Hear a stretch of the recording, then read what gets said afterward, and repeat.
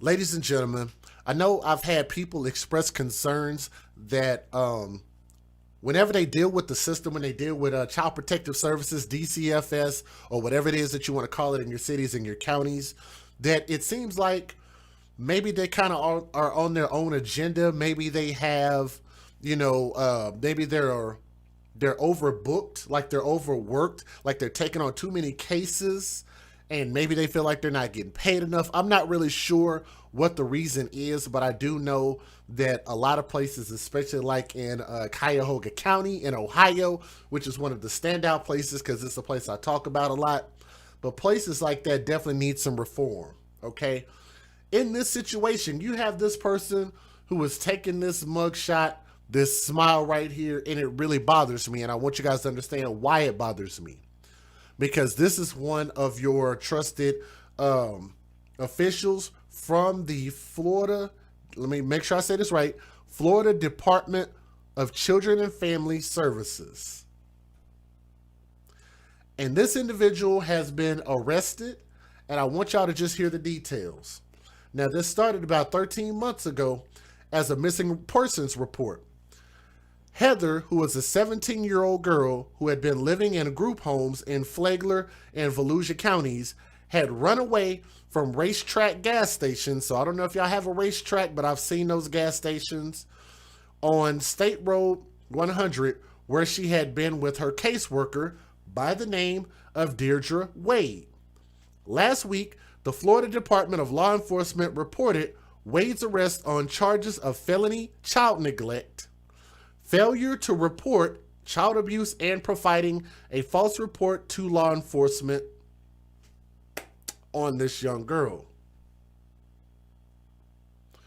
And these are the people that we are paying to try to get this thing right, to try to help fix the problem, but yet they participate and become complicit and exacerbate a problem. I haven't used that word in a long time, exacerbate. But I think it's very, very just in this particular situation, okay? Now let's keep going.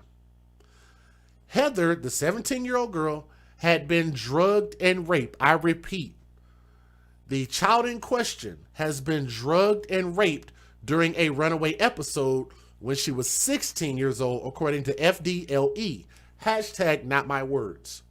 The child notified that woman of the attack and her intent to run away because she wanted to get away from this violent, dangerous, uncomfortable, insensible situation, right? Most anybody could understand that, and I believe that most citizens would understand that you would try to help a kid in this type of situation.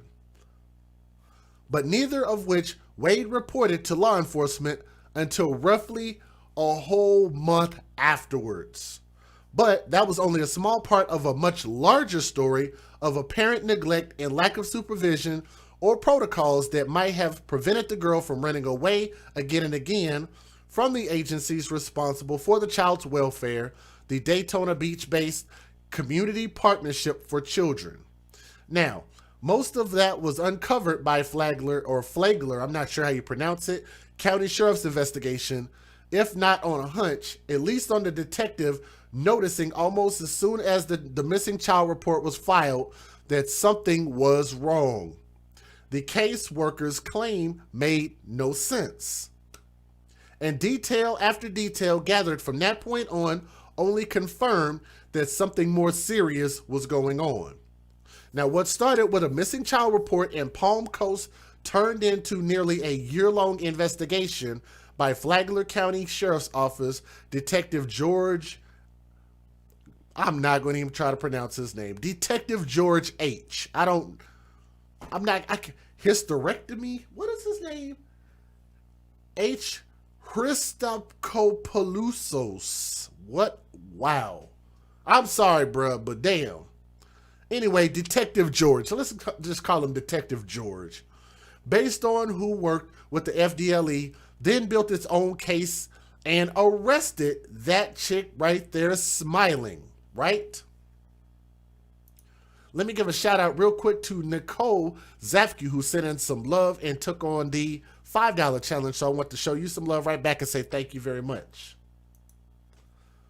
On multiple occasions, FDLE reported Wade was also complicit in the child running away and in covering it up from authorities, including failing to file and update timely missing child reports of the child under her care and lying to investigators.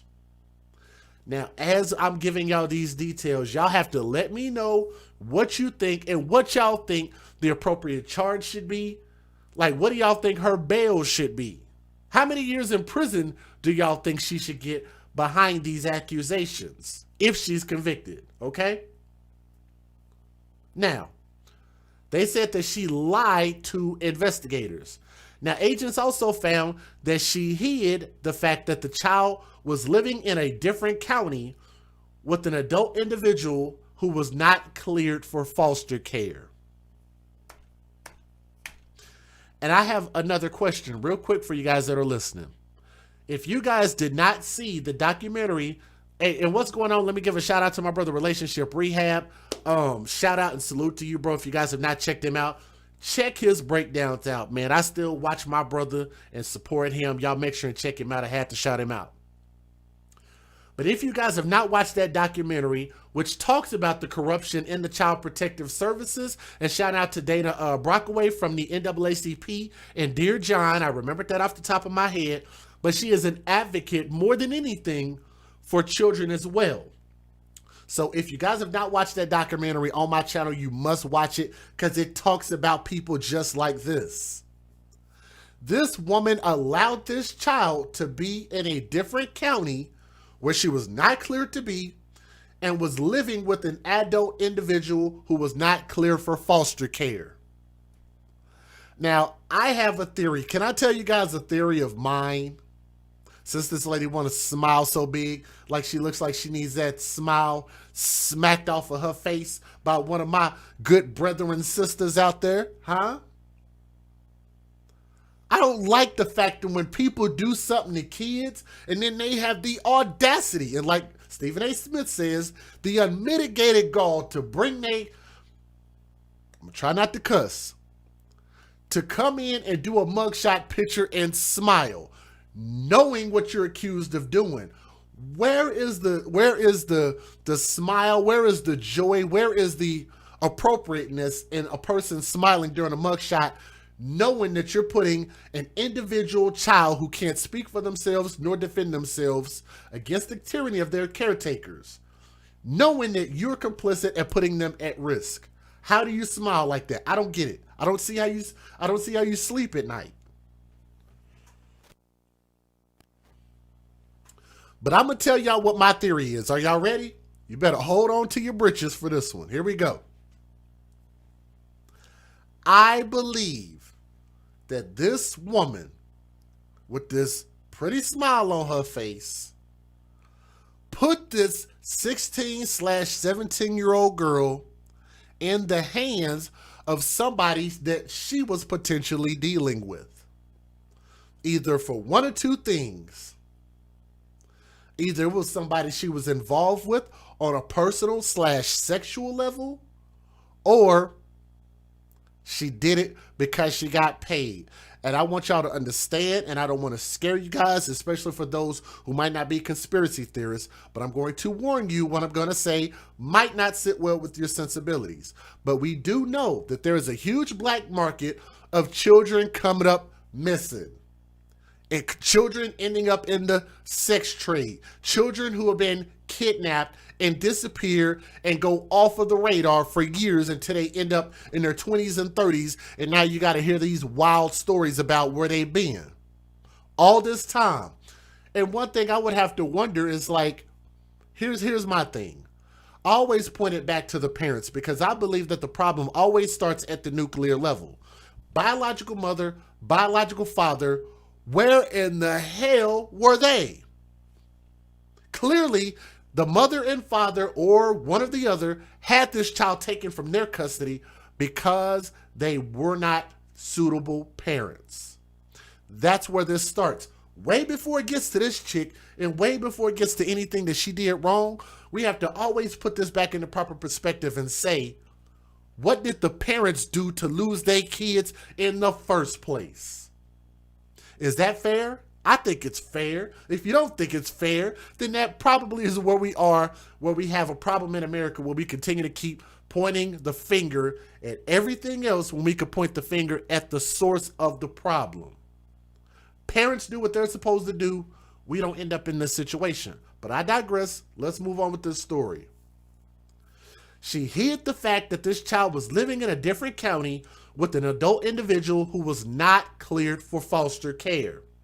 Now, CPC is one of the private contractors of the Department of Children and Families, which ultimately supervises all child welfare cases. That typifies the child welfare system privatized in Florida since 1996. Now, one of the 19 such agencies in the state, CPC, a nonprofit, is primarily responsible for cases in Flagler, Fallujah, and Putnam counties. Now, its policies and procedures are currently under construction. I don't even know what that means. According to its website, and in 2020, it had 1,191 clients, according to its budget, which operated with 203 employees on a $38 million budget, paying its CEO $162,500. Boy, that's, man. Anyway, let's keep going. Now, what follows is an account of an investigation that led to her arrest. An investigation that points to caseworkers' alleged criminal misconduct as much as it does at cracks in a child welfare framework that, absent rigorous checks and balances, enabled the girl to be out of supervision month after month, even though her caseworker allegedly knew where she was and how she would run away. And this is a very long story. Wow. Woo. Guys, I gotta skip this. Some of this, they give a ton of details. We would almost need a whole separate live stream to talk about this, to be honest with you. It is just pages and pages. But let me read this last sentence. Heather herself finally had her interview with the child protection team on July the 2nd. She turned 18 on October the 7th and immediately left her custodial home, presumably returning to Jacksonville, Florida. The warrant for Wade's arrest was signed on November the 10th. I got to skip all the rest of that because it's a lot of details in there. But let me let you guys hear the video and let me give you guys the fair usage. Federal law allows citizens to reproduce, distribute, or exhibit portions of copyrighted motion pictures, videotapes, or video discs under certain circumstances without the authorization of the copyright holder. This is called fair use and is allowed for purposes of criticism, news reporting, teaching, and parody, which doesn't infringe of copyright under 17 U.S.C. 107. And also, if you guys would, don't forget that we need to get our thumbs up, and what that does is it just helps share our stream and it lets other subscribers know that we're live. So if y'all would, don't forget to click that thumbs up. Let's get it. A child drugged and sexually battered, and the abuse was allegedly kept from law enforcement for weeks. That's why Florida Department of Law Enforcement investigators say they arrested a contract worker who was handling cases for the Department of Children and Families. Investigators say Deirdre was supposed to be in charge of making sure the victim was being cared for properly. Instead, they claim she was complicit in the child's mistreatment and hid inappropriate behavior and abuse from officials. The child allegedly told Wade about trying to run away and being drugged and sexually assaulted. A month would pass, though, before Wade would notify the Flagler County Sheriff's Office about any of it. The child allegedly tried to run away several times, and each time, FDLE officials say it was hidden from authorities. Investigators say the suspect also hid the fact that the child was living in a different county than she was supposed to, with someone who was not cleared for foster care. This booked into the Volusia County Jail on charges of child neglect, failure to report child abuse, and making a false statement to law enforcement, on bond. Matt Lapoli, West 2 News. A child drugged and sexually battered, and the abuse was allegedly kept from law enforcement for weeks. That's why Florida Department of Law Enforcement investigators say they arrested a contract worker who was handling cases for the Department of Children and Families.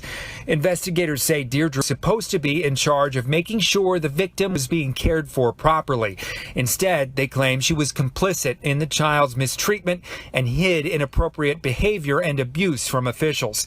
The child allegedly told Wade about trying to run away and being drugged and sexually assaulted. A month would pass, though, before Wade would notify the Flagler County Sheriff's Office about any of it. The child allegedly tried to run away several times, and each time, FDLE officials say it was hidden from authorities. Investigators say the suspect also hid the fact that the child was living in a different county than she was supposed to, with someone who was not cleared for foster care. This booked into the Volusia County Jail on charges of child neglect, failure to report child abuse, and making a false statement to law enforcement, on bond. Matt Lapoli, West 2 News. Man, look, let me say this in closing. Let me give you guys my closing thoughts on this story. Don't forget, we still have 2 more stories to go, okay? We got 2 more stories to tell you guys right after this one. One of the things that to me is probably one of the more disturbing details is the fact that this is a woman. And you would think that women would stick together. You would think that if women need to be protected and uplifted and women need to be praised and put on this pedestal, why is it that we don't believe that girls fall under that category? Why is it that women can be treated as queens, but apparently a little girl can't be treated as a princess? And I don't understand how that works. How you could just skip the princess phase, end up being a queen, even though you don't have a king, and even though you don't have a kingdom to rule over. Like, I don't really understand how that whole concept works. You know, how you're talking about your uplifting, but then you forget about the kids. And I think that babies' lives matter more than anybody's does, because us as adults, we can speak for ourselves, defend ourselves, and we can do what it is that we need to do. But kids cannot. They are at the mercy of us as caretakers. And if a situation gets so bad that the kids have to be taken out of the household, then we need competent people working in these child protective services systems that are not taking advantage of these kids. And I have no idea if this woman was even further causing this kid to be raped, be abused, or whatever the case is. But you guys can also go to the website where I found this article, which is at flaglerlive.com, FLAGLERLIVE.com/1588 17/Wade-County-Partnership-Children.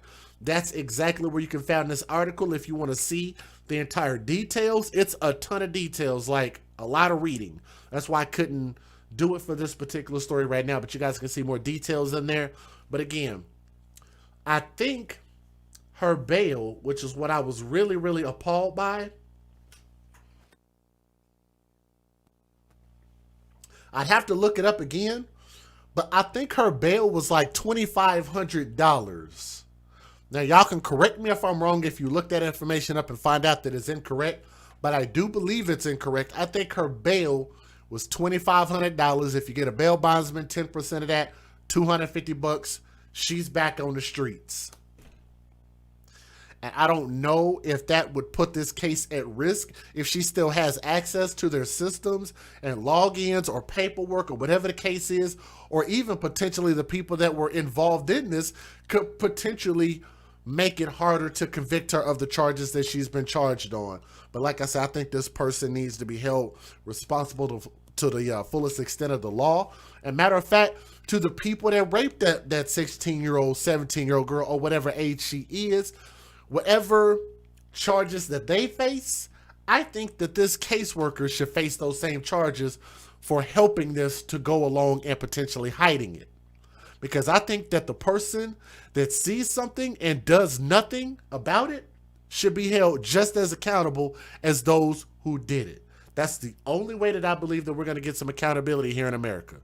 So, I hope that they can find some help for that young lady and get some justice for her, not only against this person, but everybody else who participated in abusing that child. We're the AFC, where we believe that babies' lives matter and our children matter first. And that's why we're the AFC. Make sure you like, share, and subscribe. Now that finishes our first story. We have another story to tell you guys that, her bond was $2,500. Can somebody post that in the chat and let me know that y'all heard me say how much her bond was? Huh? I've gotten rid of my coughing pretty much for the most part, but when I start to get excited, I tend to start coughing a little bit more, so I apologize about that. Uh-oh, shit, where's my pictures at? There we go. Let's get this individual who looks like a prototypical criminal on my screen. This guy, man, got a lot to talk about here. Let me go ahead and get his videos up. I want to tell you guys a little story about this individual. $2,500 bond. Isn't that something? When you're talking about a child underage, matter of fact, what be even so cold about it is the fact that if it were a male who were hiding this, he'd probably have no bond, or it'd be a $500,000 bond. If it were a man who lied and caused this 16-year-old girl to be further put in danger. I'm sorry, but to me, that just don't sound right.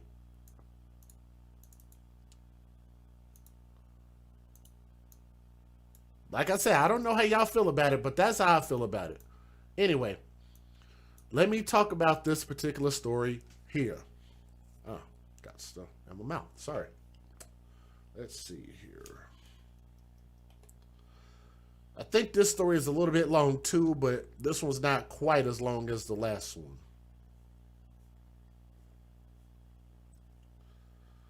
Get that off my screen here.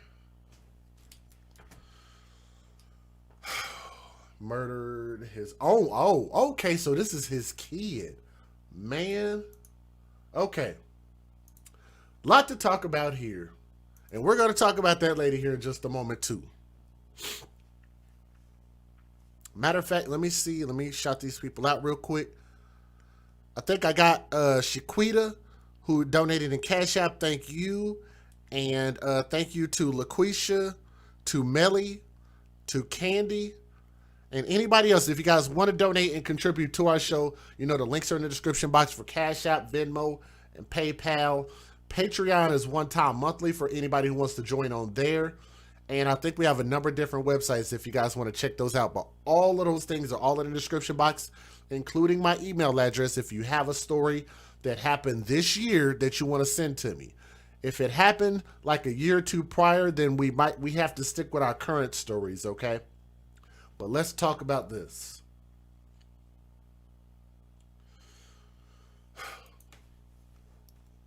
Ladies and gentlemen, what a complicated story. With this one, I have to tell you guys a lot of details because it involves a number of things.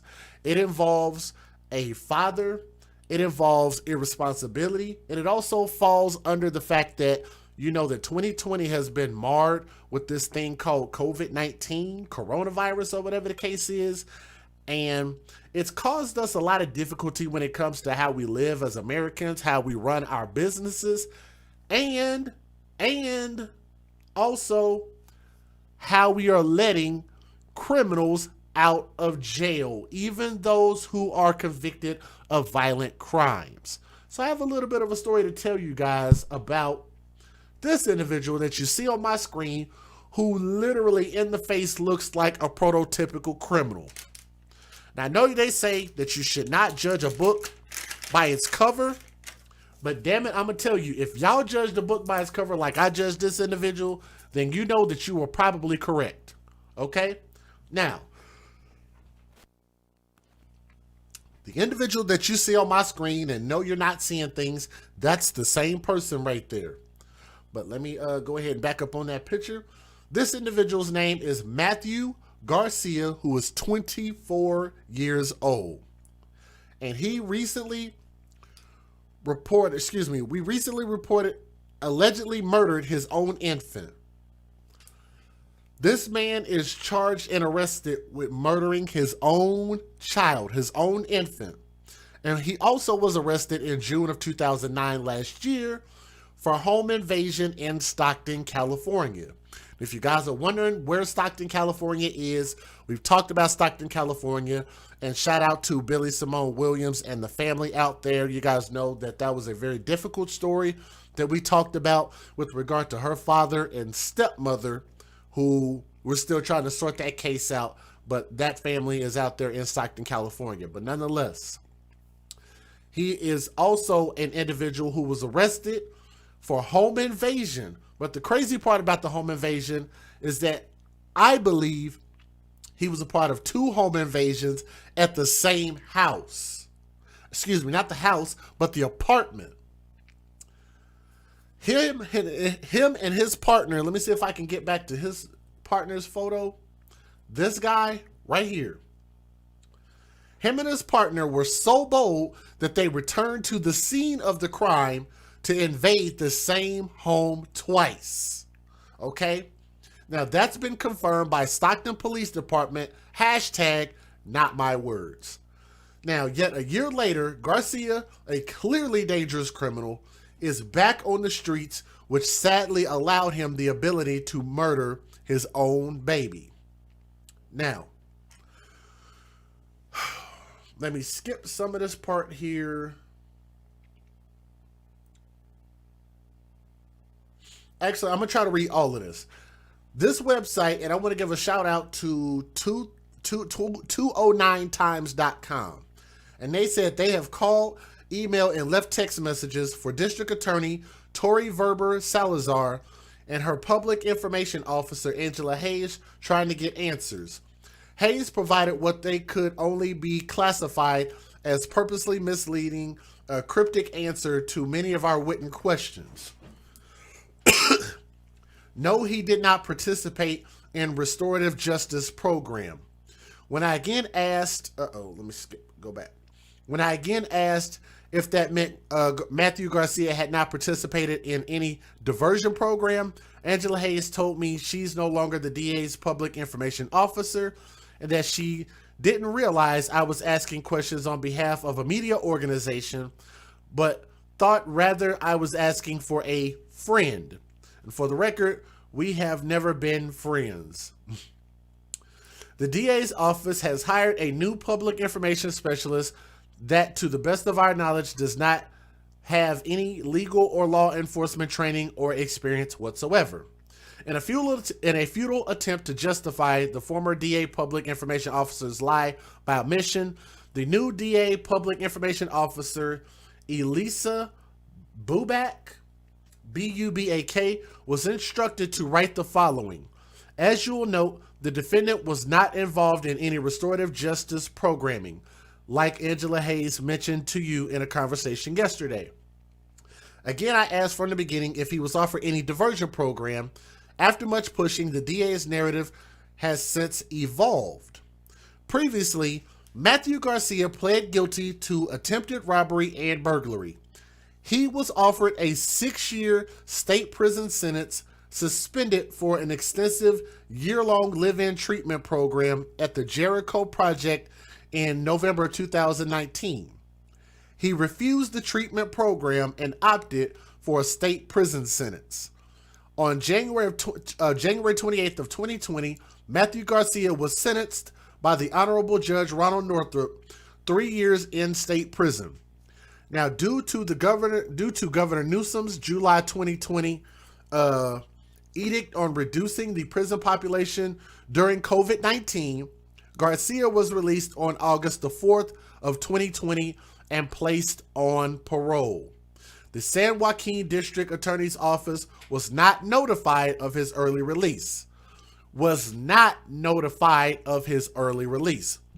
that, okay? It should be noted that we believe a more accurate answer is Matthew Garcia entered a diversion program, failed it, returned to local custody, was transferred to CDCR for a 3-year sentence, and released early due to COVID, which ultimately led to the senseless murder of his own infant baby. We are pressing for further clarification, but again, it's clear that the DA did offer this violent criminal a diversion program for his home invasion offense, and that the DA's office has been less than forthcoming about it. Let me see. We have been relentlessly requesting clarification about Tory Verber Salazar's restorative justice and other diversion plans, a center pillar of Salazar's new controversial approach to crime, for a few months without success. Our grave concern has been that her radicalized policies have been influenced by some of the nation's other most radical district attorneys, that this would result in something as horrific as this situation. Sadly, as usual, we are right. Salazar's office has received several $1 million of grant money from the state to implement a program that prosecutors and police we speak with say that greatly endanger the public. How much more of this? Okay, there's a little bit more of this to read, so I'm gonna go ahead and read it to you guys. We have formally requested the following information from the district attorney. Number one, was Garcia's home invasion prosecution handled by your office? We now know the answer is yes. Did this case go to trial? If not, why? Looks like he was offered a plea deal. Number three, Matthew Garcia was a participant in any restorative justice or any diversion program.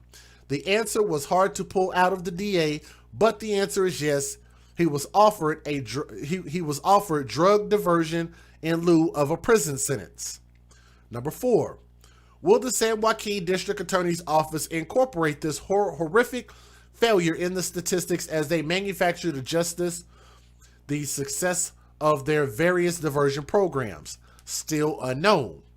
Number five, if Matthew Garcia would have participated in a diversion program for his home invasion arrest that he was offered by the DA, would that mean that his criminal history cannot be factored in whether determining his sentence for this crime? Isn't the part of the restorative justice philosophy to allow felons, including some of the most violent, to erase their criminal histories? Now, according to Prosecutors Alliance website that Tory Verber Salazar co-founded, the answer is yes. Now, Tory Verber Salazar has stated publicly she is against the death penalty. Does that mean she would not consider the death penalty in this case, where the innocent baby was senselessly murdered by a man with a criminal violent history?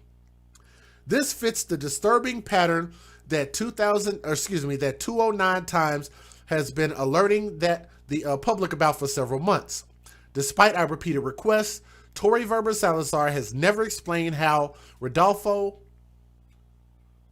Buenrostro Corral, a close associate of Mayor Tubbs, could be arrested for allegedly raping and drugging a UOP student, but then be allowed to plead to what her public information officer, Angela Hayes, described as felony assault that did not require him to register as a sexual offender. Damn. Angela Hayes, to this day, refuses to provide the penal code he was charged with. How can a felony assault charge born out of a rape arrest not require him to register as a sex offender? We have never heard of such a thing, nor have the experts we have spoken with within the DA's office. Let me see. I'm sorry, I'm getting a little tongue-tied. Sorry about that. They say something is seriously wrong with Tory Verber Salazar's policies and even her thought process, but that she will actively retaliate against any of her subordinates who do not support restorative justice. Let me say this real quick, because that is a lot of talking, and I think I'm going to ignore the rest of that because it's a lot to talk about. If y'all have ever wondered if your local elections matter more than your president does, then I've told you guys, this is where it counts. Because it seems as though this individual, what's her name? Tory Salazar? Yeah, Tory Verber Salazar. Let me see if I can look her name up specifically to find out what her actual title is. Been a major force in the San Joaquin County District Attorney's Office. So I don't know exactly what she does. Let me see. What is her title?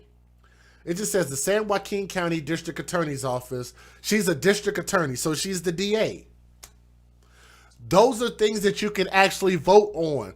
So what I want to know is for the people in San Joaquin County and the people in Stockton, California, the people in California, who voted for her? Who voted her in? Because for the people who voted her in, I'm not saying that you should or should not have, but what I am saying is that you can actually see the remnants of the choices that you make depending on who you choose to be and who you vote in office. It does make a difference. So I'm just pointing that out and throwing that out there, that whenever you guys get your voting elections to come up, your president is not the only time that you guys vote. There are plenty of other times to vote, and your local elections matter more than anything. Let me give you guys the fair usage. Let me let y'all hear the news videos. Let's get it.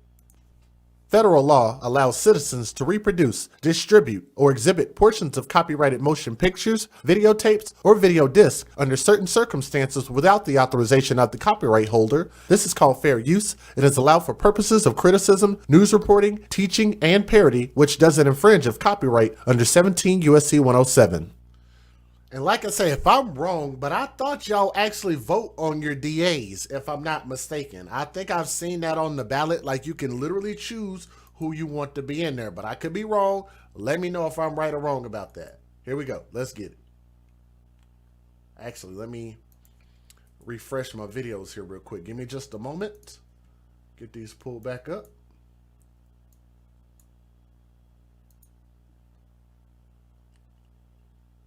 All right, here we go. A 2-month-old Stockton baby has died just days after his father was charged with child abuse. Police arrested 24-year-old Matthew Garcia Friday. His 2-month-old son was taken to UC Davis Medical Center with serious injuries. Garcia is still in jail tonight. A 2-month-old baby in the hospital has died. Stockton police say that the child's father abused him.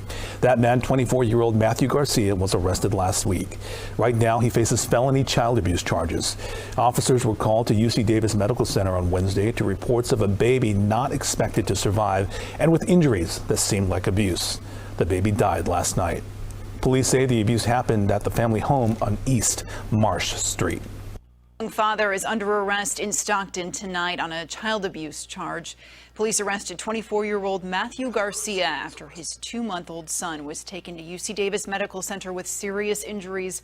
The baby is currently in pediatric intensive care and is not expected to survive. Stockton police say their investigation continues and they're encouraging anyone with information to contact them. Right now at 6, new information about a Stockton man accused of killing his 2-month-old son. Tonight we've learned he should have been in prison at the time. He was one of thousands of felons released early to reduce prison populations amid the pandemic. Good evening. Thanks for joining us tonight. I'm Tony Lopez. And I'm Adrienne Moore. It's raising new questions about why his release was approved. CBS 13 investigative reporter Julie Watts is getting answers on that and why the DA was never told about it.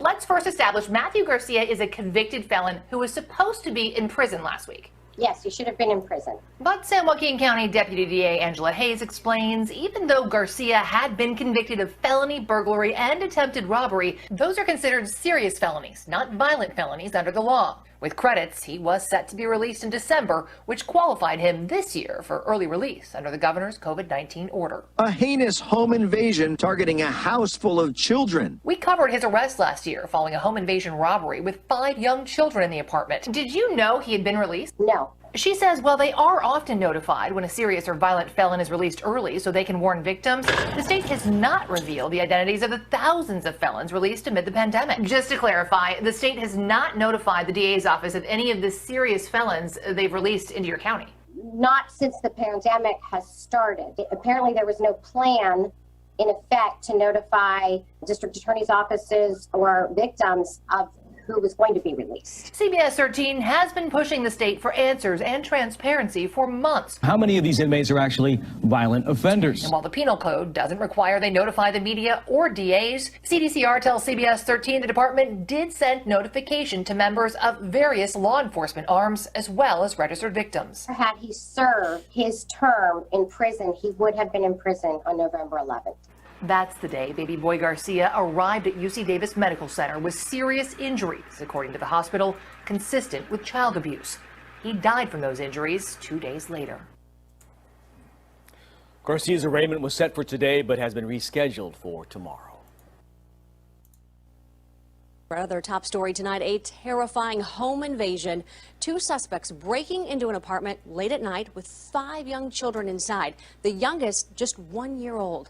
Good evening. Thanks for joining us tonight. I'm Adrienne Moore. And I'm Sherman Roche. Just a horrifying situation. Tonight, Stockton police say they have the pair under arrest after they allegedly returned to the very same crime scene the same night. CBS 13's Steve Large is live in Stockton with the suspected brazen criminals who went back for more, Steve. Yeah, I'm live at the Stockton Police Department. This pair ended up in the back of a squad car, but they might have gotten away if they hadn't stayed away from their own crime scene.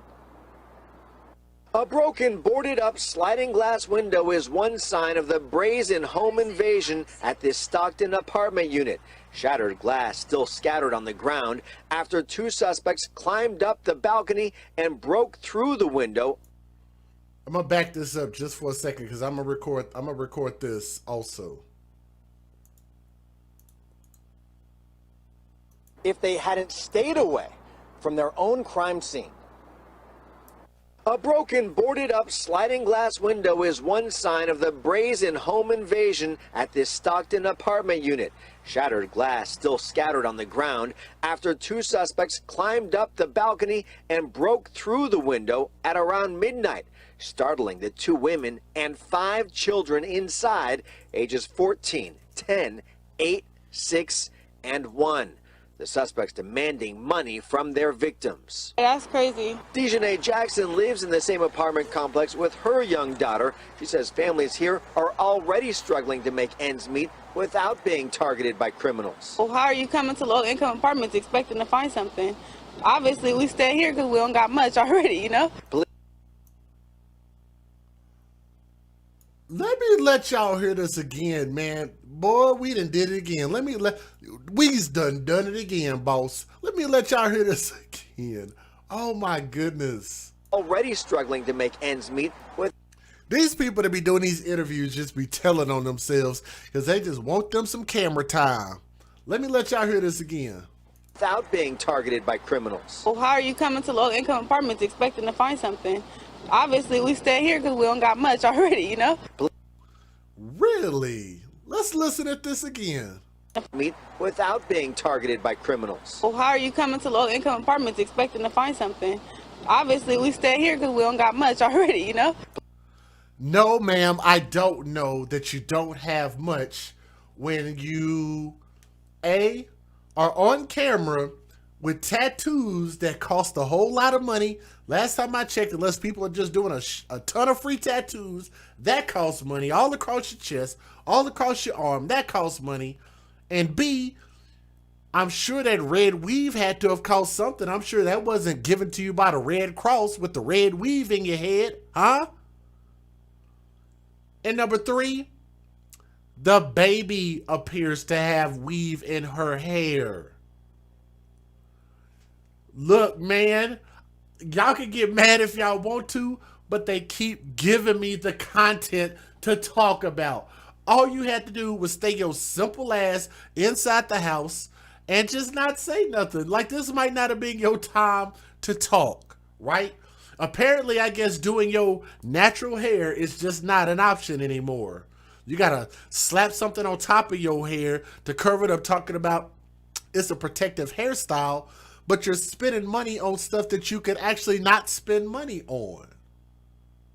I don't even understand how that makes any sense. How you're saying that we're broke, but no matter how broke we are, no matter whether our kids can't have decent clothes, decent shoes, decent bedding, decent apartments, somehow we can always find the money. If we can't never find no money to put food in these kids' stomach, we can always find money for weave. What did I say that was wrong about that? Might hurt your damn feelings, but it's the truth. Look at and what she wore outside, Lord have mercy. She literally, like, I know they're little boy shorts or whatever. Those are literally underwear. Spandex underwear. So everybody can see how fat her butt is. So she can go make some more kids that ain't gonna have no daddy around. There's a reason that I'm saying that. So bear with me.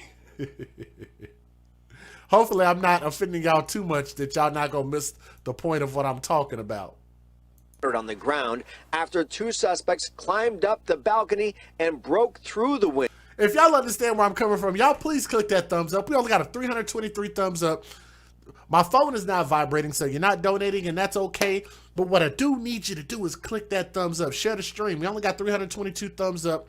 Share the stream. Click the thumbs up. If I'm speaking some real talk right now, bow, bow, bow. Please click the thumbs up. At around midnight, startling the two women and 5 children inside, ages 14, 10, 8, 6, and 1. The suspects demanding money from their victims. That's crazy. Dejanay Jackson lives in the same apartment complex with her young daughter. She says families here are already struggling to make ends meet without being targeted by criminals. Well, how are you coming to low-income apartments expecting to find something?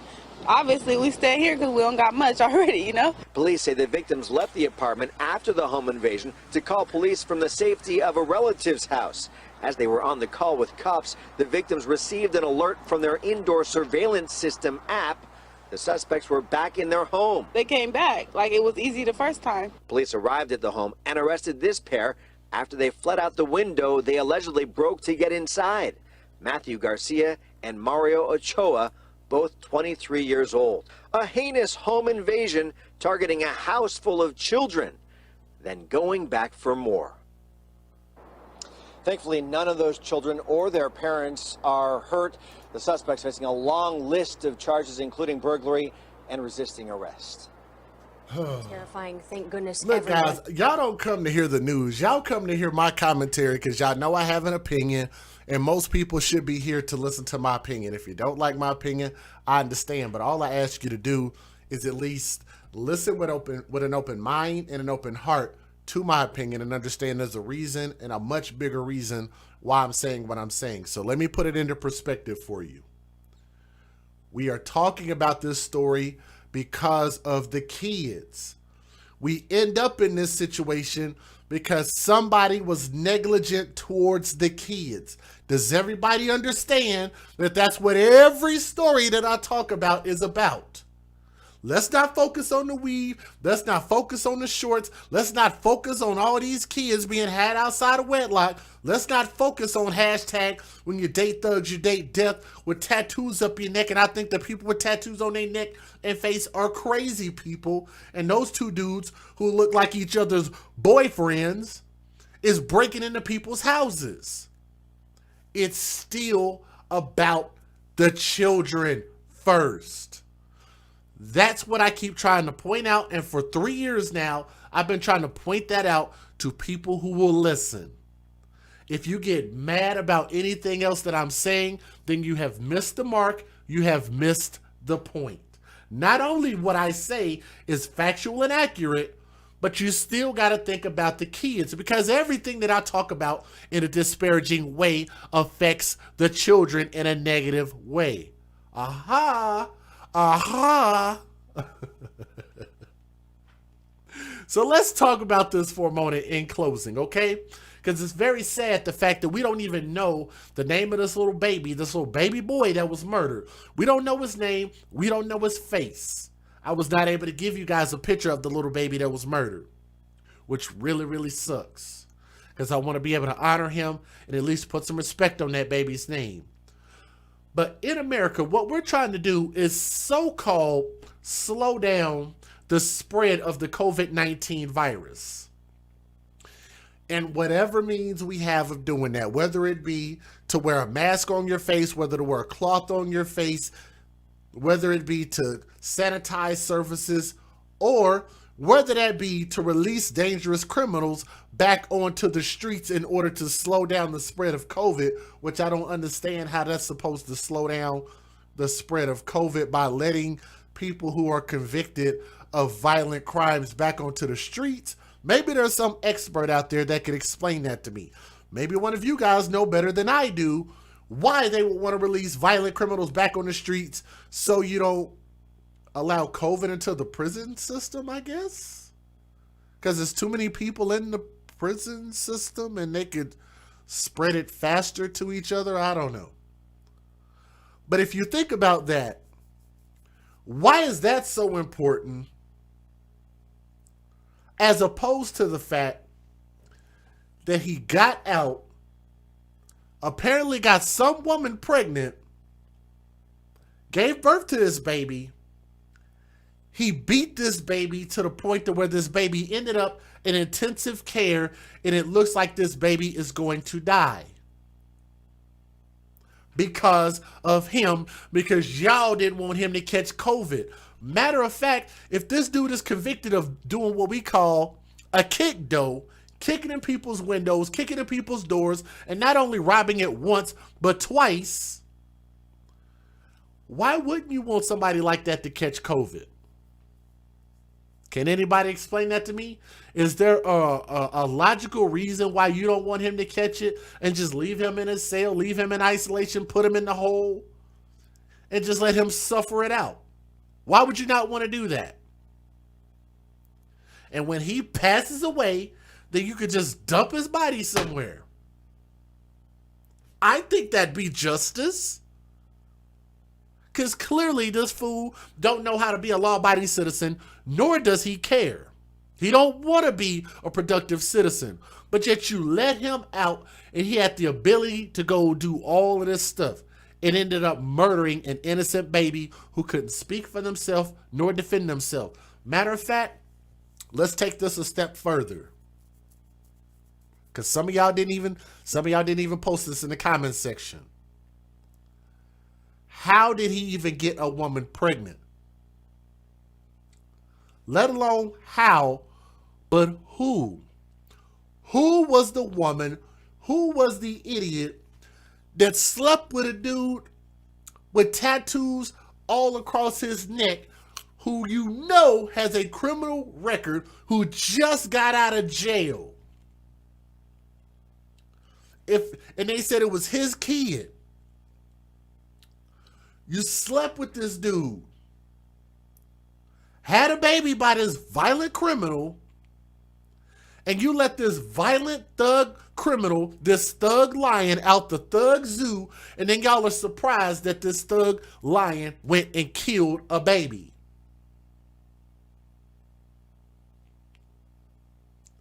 So are we just gonna ignore the fact that mom loved her a thug and put her kid in danger because she wanted to be around this thug who is clearly proven that he don't have any good common damn sense? Matter of fact, let's take it a step further. I want y'all to notice that even the people in that video said that these apartments are poor apartments. People don't have a lot of money in those apartments, like she said, even though she got weave and nails and her daughter got weave in her head. But apparently that I guess you're not too broke for weave and nails. But I digress. In the apartment that these two dudes broke into, not once but twice, what was so important inside of that apartment that not only they broke in, but they left the crime scene and then came back, which is how they got caught? Huh? But y'all are saying that these apartments are broke. So what is it that was so broken in these apartments that these two dudes went to not only risk their life and their freedom once, but twice? If you ask me, I think that whoever had something in that apartment could have been something along the lines of either A. Matter of fact, I'll just go there. I'll say this is probably somebody who had drugs in that apartment. Drugs and money. Because they say they went to go steal money. But last time I checked, somebody in that apartment who had 5 children, how much money could they have if the reason that they live in this apartment is because they ain't got money? How does that make any sense? Matter of fact, and the fact that they didn't go bust in random apartments, they busted in this same apartment twice, meaning that they knew that they were going to the right apartment. Are y'all with me or am I losing y'all? Are y'all still with me? This is not random. They came back to the same apartment 2 times. So they know where they were going. They know what they were after. And if you had drugs and money or both in this apartment, then you would also have to ask, who was the person responsible that had those 5 kids there? Probably a mother with 5 kids and no man around. 5 kids, no baby daddies, no husbands. But y'all are claiming that they're victims. And they are further putting their children in danger. But I bet they won't investigate that. I bet they're going to just let that ride because of coronavirus, so we can't do no investigation into that. But I guess we need to just overlook that, put him back in jail. Matter of fact, it makes me wonder if they're going to let him back out of jail again because they scared of him catching COVID. It's really weird, man. It's a really weird time. But like I said, I hope that I don't even know how they can't figure out the fact that you don't need to release violent criminals back out to the street. I don't know. I just think that stupid is as stupid thugs. And they need to get this right. Matthew Garcia don't need to be out of jail, not now and not ever. All right? Rest in peace to that little baby who we don't even know the name. We don't know who the parents are. We don't know what was going on. But yeah, all of this just smells all the hell wrong. But I hope we get some more details and I hope they figure this out. Until we can figure this out, we're not going to get any real justice. I'm DJ Just J. We're keeping it real. It's just what we do because we advocate for our children first. Make sure you like, share, and subscribe to our channel, please. So, man, I did have more I wanted to say, but I think I said the majority of what I wanted to say about that story. We do have one more story, if y'all don't mind, if I could tell you. Can I tell y'all one more story? I think this one's relatively short. But if you don't mind, I want to tell you guys one more story. And I'm going to check and see how many people we have watching. And I'm going to check and see how many thumbs up we have. Let's see here. Yeah, it's this one. They had a few news videos out on this chick. Let me see. I'm going to make this one last. Let's do it like that.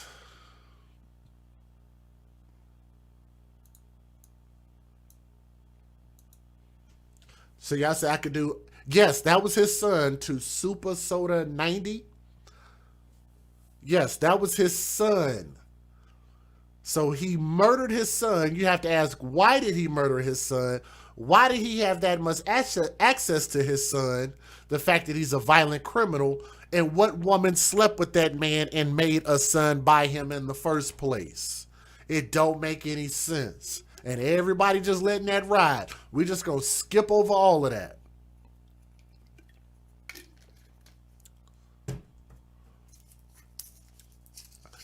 I'm just here to ask questions. When something don't make sense, I gotta call it out. And somebody asked if I got their donation earlier. I'm pretty sure I did. If any additional ones come in, I will make sure and shout them out. So I'm sorry if you guys donated, if you did not hear me shout you out. But as they come in, I will shout them out. But I think right now we've gotten the one shouted out that came through so far. But if any other people want to contribute to our message and support our message, then you could take on something as simple as a $5 challenge, a $10 challenge, or whatever it is that you want to do. The links are in the description box by way of Cash App, PayPal, Venmo, which Miss June Bennett posted in there. And I want to say thank you for doing that. So you guys can utilize those whether you do it now, if you do it later on, or anytime. Just whenever you feel like it, okay? What is the mission of this channel? To push our message. Babies' lives matter. Matter of fact, let's do this. I have a challenge before we talk about this story. To people who are channel members, to people who are moderators, I want you guys to post in the comment section and please let the new people who are here know what our mission is. Because y'all should know, if you join the channel membership, then I'm assuming that you joined with a purpose and you should know what our mission is. Make it one sentence, make it real nice and short. Please let the people who are new here know what our mission is. Because I don't want to put the words in your mouth. I want you guys to be able to interpret it how you feel like you want to interpret it.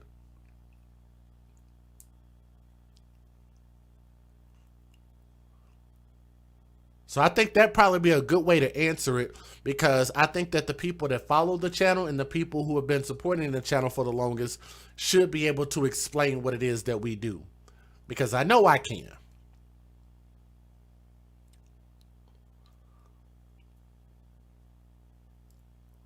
So I want you to just look at the comments, and there are people who are channel members and moderators that are going to post and tell you what it is that they're supporting. Because I believe in our society that children don't have a voice, children are not respected, children are not protected, children don't get any recognition, children are being told things like they should be seen and not heard, children are not valued. Is this anti-abortion? I don't talk about really abortion. Abortion is not really my matter of subject. My subject is talking about children who have already been born into this world and going forward. So the realm of what we talk about is for children who are born, children who have been given birth to, and children who are still under the age of whatever the age of consent is. So basically between the time that they're born to age 16, that's the people that we want to try to protect. Once they are considered to be grown, 17 and above, then they're considered to be adults at that point, and they can fend for themselves. We give these children a voice. We give these children attention. We educate people. We put resources out there. We help people in real life. We see something, we say something. If something is wrong, we make sure people know how to go about it properly, to report it to the proper authorities. We give counseling to some of our members who need it. There's a lot of different things that we do, and that's what our channel stands for. So hopefully that answers your question kind of in the short term. But if you stick around long enough, you can actually find out really what we're about. And I want to say thank you and shout out to Cheyenne Camper, who decided to join the AFC and became a channel member. And Cheyenne, if you could also post in there and let them know why you decided to support our channel and why you think that babies' lives matter. Because while people are talking about Black Lives Matter, all lives matter, I personally believe that children should be put first. If you have children, if you're a parent like myself, we should be putting our babies first. They should matter first. We should listen to them. We should care about them and give them every opportunity. Give them the best opportunities to succeed in this world. We should have them protected, whether it be life insurance, whether it be education, whether it be a roof over their head, and whether it be some stability in the house like having a mother and a father. We also advocate for children being born inside of wedlock and having a social construct of a family. Even though family dynamics are not perfect, but I think it gave us at least some semblance of balance. It gave us some semblance of structure. And I think it's a good social construct to at least get us back on a good path of protecting our children, giving us a mom and a dad.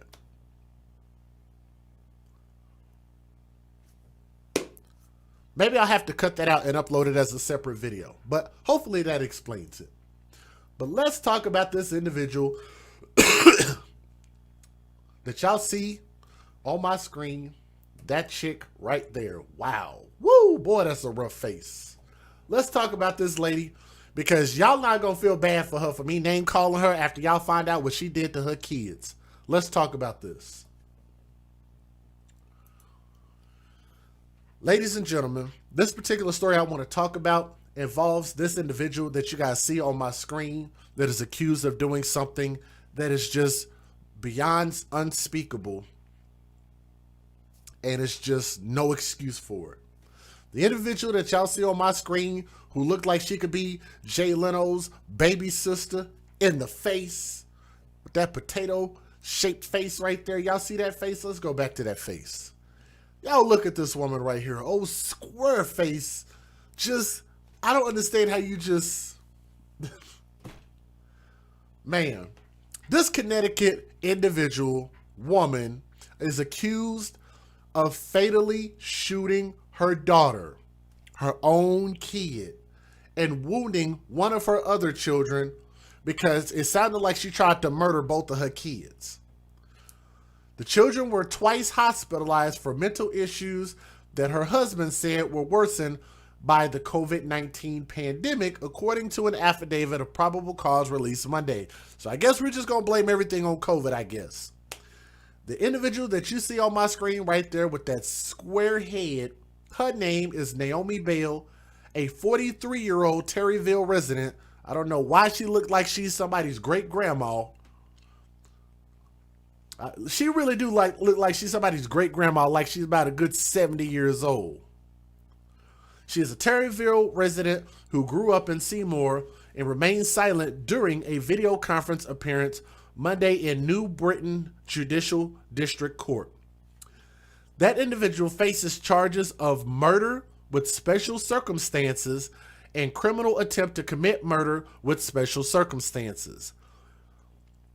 Bell remains in custody after a judge on Monday upheld her $2.5 million bond. And I'm going to tell you guys, I have no sympathy for her having a bond that high. I'll just be honest with you. But if I can at least address this, and I know every circumstance is a little bit different, but I'm going to tell y'all, it's a little bit weird how we're just so... I don't know. It seems like we're just not on an even keel when it comes to people who have murdered children, people who have abused children, hurt children, and pose a danger to children. I think all of them should either have $1 million bonds or no bond. We've seen situations where people were able to spend a few $1,000s and get out of jail and bond out. There was a story I did on the channel. I think it was the very last one that I did of a black man and a black woman who only had to pay a little bit of pocket change to get out of jail after they were accused of abusing children. Actually, no. They had abandoned a baby in a field after that baby ended up murdered. I believe that they murdered the baby, but they just weren't able to find the body. But they didn't end up getting very much of a bond. I think if you hurt children, $1 million bond or better or no bond. How do y'all feel about that? I think that's fair. Because children can't speak for themselves, nor can they defend themselves against the tyranny of people with square foreheads. Now, Jessette Henry, who was Bell's public defender, because obviously she's broke. She looked broke in the face too. But she couldn't afford private counsel and has a public defender that was appointed Monday morning, said her client recently had 2 psychiatric episodes. Nice. So they're going to try to give her an excuse and say that she was crazy. Apparently she must have been going through 40 plus year old postpartum depression. They going to come up with some type of an excuse to say why, well, she don't need to do life in prison for trying to murder her children, huh? I just don't like that. If you abuse and hurt children, ain't no excuse. I don't care what you were going through. Prior to that, my client had no further criminal involvement. So it's very hard, excuse me, so it's very clear that my client is experiencing her first psychosis experience. What? Boy, if the judge and the jury go for that, then we are really, really losing in America. Her first psychosis experience? That's your defense? That's your defense? Her first? Well, what if she had another? Then maybe she wouldn't have killed one kid. Maybe she would have killed both. Maybe she would have killed more people. Like, what do you mean her first? Next thing you know, they're going to be blaming us on menopause. I don't understand, man. According to an affidavit of probable cause for the arrest, Owen Bell said that his wife became depressed after her sister died in 2013. I'm going to read this again. Her husband said that his wife became depressed after her sister died in 2013. So let's do the math. Let's minus 43, 42, 41, 40, 39, 38, 37, 36.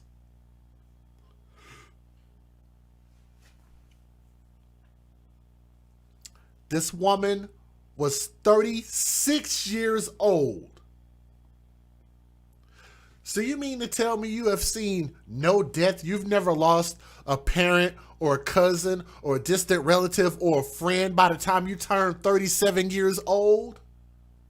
Are you kidding me? See, you can't, like, I just lost my aunt, what, last month? My favorite aunt. On my dad's side, my very, very close aunt who I love so much.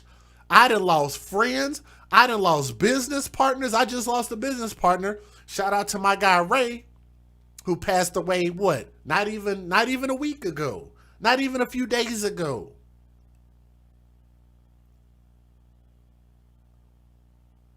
I've been losing friends to death and health conditions and murder and all kind of stuff all year long.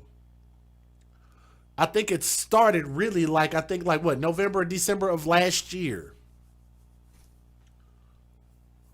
How many of you guys in the chat have lost somebody for whatever reasons? Anybody who passed away, you lost somebody.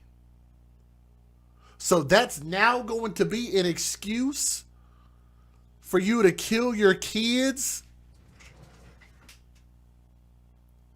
7 years later. Let me repeat that.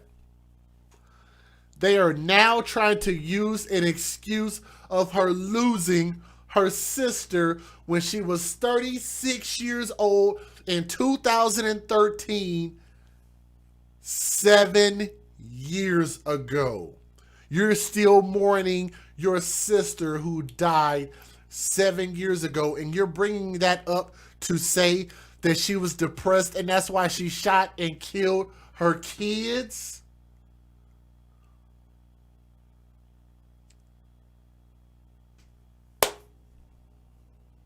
Sometimes I just think sometimes the best thing to say is just nothing. Owen Bell, her husband, should have just shut his fat lips up. Why would you even say that? So are you trying to justify and say, well, yeah, she was just going through her first psychosis incident and that's why she shot and tried to kill 2 of her kids because she was depressed about her sister who died 7 years ago. Please, somebody tell me where the logic is in that. But let's keep going. Bell said his wife told him Homeland Security was circling the house and would come take her and the kids if she said she surrendered. Naomi Bell had been prescribed antipsychotic medications. Her husband told police, but he was concerned she wasn't taking them. Up until a few months ago, Naomi Bell had been a substitute teacher in a local school district where she taught for a year and a half, according to her attorney. So what was she doing before that? Anyway, Bell was previously a molecular biology associate who worked in a research lab for 7 years. So there you go. That's what she was doing prior. Henry, who requested that the judge reduce her client's bail to $500,000, said that Bell is not a flight risk and has lived in Connecticut her entire life.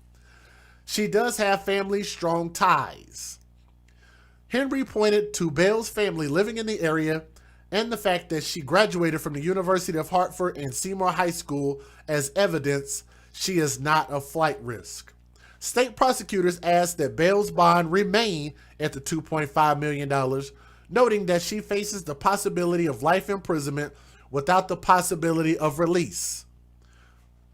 Judge Tammy D. Gethers ordered the bond to remain at the $2.5 million.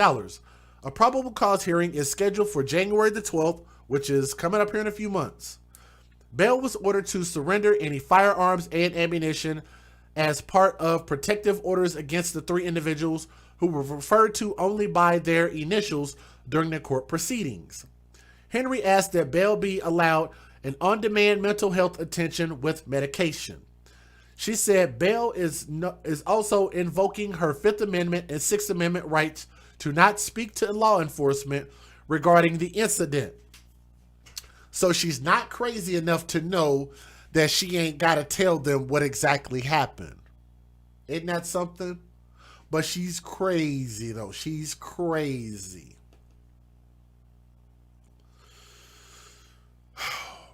Police said that they responded to a North Main Street residence for a report of a disturbance. When officers arrived, police said that they found 2 juveniles in the home with serious injuries.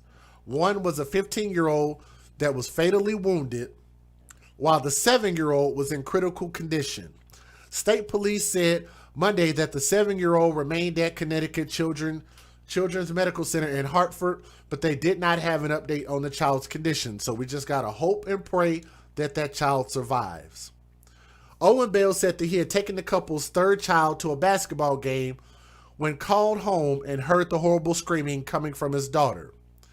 The man said he called 911 and arrived home before the police got there. He said he found his wife with the gun in her hands, according to the affidavit. Owen Bell told police that he owned multiple guns, keeping them locked in a cabinet. Naomi Bell later admitted to the police that she shot the 2 children. So that's according to her own square-faced words. More than 250 people attended the vigil Sunday for the children and those impacted by the violence. Several memorials have been set up in the small Litchfield County community, including one in front of the 2-story North Main Street home that Bell purchased in 2003. Let me show you guys the news videos and let you guys hear from the news. Let's get it. Federal law allows citizens to reproduce, distribute, or exhibit portions of copyrighted motion pictures, videotapes, or video discs under certain circumstances without the authorization of the copyright holder. This is called fair use. It is allowed for purposes of criticism, news reporting, teaching, and parody, which doesn't infringe of copyright under 17 U.S.C. 107. All right, guys. We are over 400 thumbs up. Our next goal is 500 thumbs up. If you guys will click that thumbs up, we only need 85 people to click that thumbs up, okay? All right, let's listen to the news videos. We're also following developing news tonight. It's been awful. It's been awful. I keep hoping it's a nightmare and I'll wake up and it wouldn't have happened. A community shaken after a high school student is shot and killed, and a younger sibling is in critical condition. Now a mother is facing murder charges. It's the shocking story unfolding in the small town of Plymouth last night. 43-year-old Naomi Bell is now charged with murder and criminal attempt to commit murder. Channel 3 Eyewitness News reporter Elliot Polikoff joins us now. And Elliot, Naomi and her family were a pretty big part of the local Terryville community, weren't they? Yeah, that's right, Kevin. And when I spoke to Naomi, the neighbors about Naomi Bell and her children, you could see their faces light up. People had nothing but positive things to say. And that's what makes last night so hard for these neighbors to wrap their head around. Talk to anyone of any age on Main Street in Terryville. They've got some special memories with the Bell family. Also, I'd see some of the kids there, and she would tell my sister to play with the other kids. Braiding your daughter's hair, baking chocolate chips. They were a great family, and she was a great mom. So after last night, Only one question is on everyone's mind. What happened? It's pretty heartbreaking, and it's sad how a family could do that, you know? I feel numb. It's hard. It's hard. There's still so much for these neighbors to process, so many conflicting emotions. But the Main Street Terryville community is doing its best to move forward. Everyone in the community has reached out to us, or I've reached out to them. We have prayers for Plymouth. We have kindness acts in this town. Everyone is coming together to and help one another in any way that we can. And while the future for the Bells remains uncertain, the support from their extended family is anything but. We're here for the family. If there's anything that they could possibly need, we want to extend our help. A virtual candlelight vigil will take place tomorrow at 4 p.m. It will be live streamed via Facebook by the Terryville Congregational Church. We'll be sure to update you on any new developments regarding the shooting and the status of those impacted whenever we receive any new information. For now, live in the studio, Elliot Polikoff, Channel 3 Eyewitness News. Developing news now, a mother from Plymouth accused of the unthinkable faced a judge for the first time. She's accused of shooting her 2 children and killing one of them. Her mental health was addressed in the arraignment today.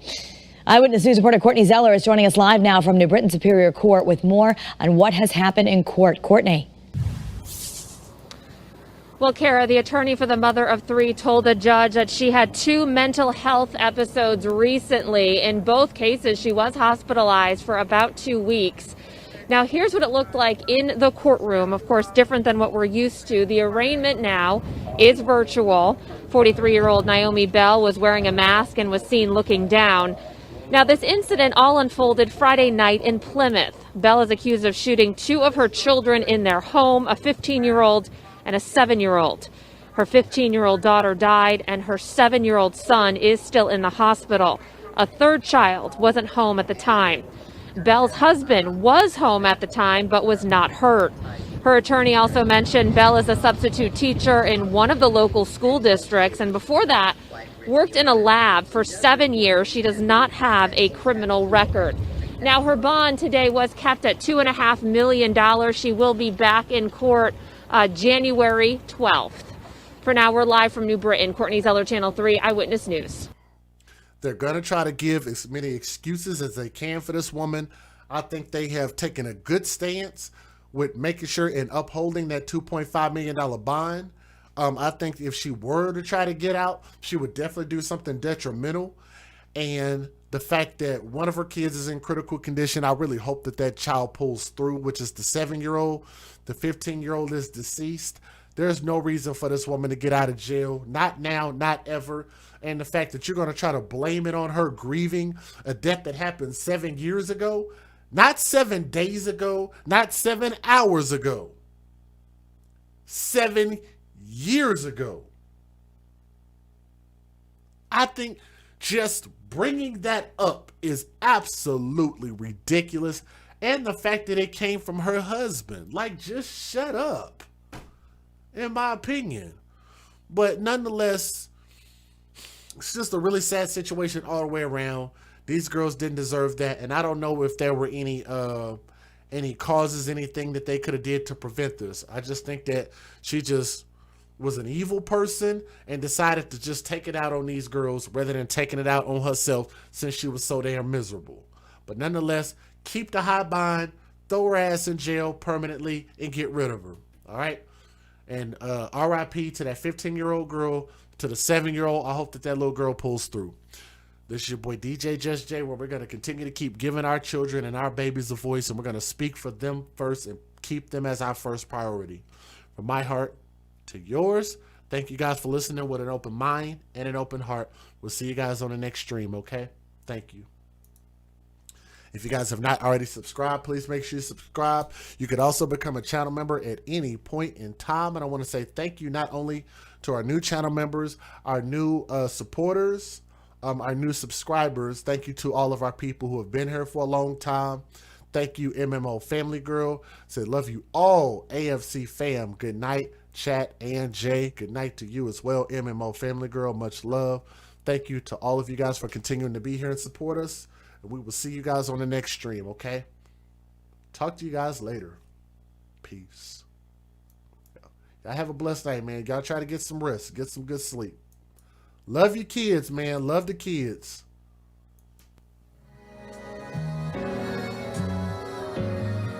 Nora's Authentic Designer has some of the most glamorous and stylish handbags your girl has ever seen. So ladies, if you want to get fly, and fellas, if you want to take care of your lady, please be sure to go to www.noras915.com.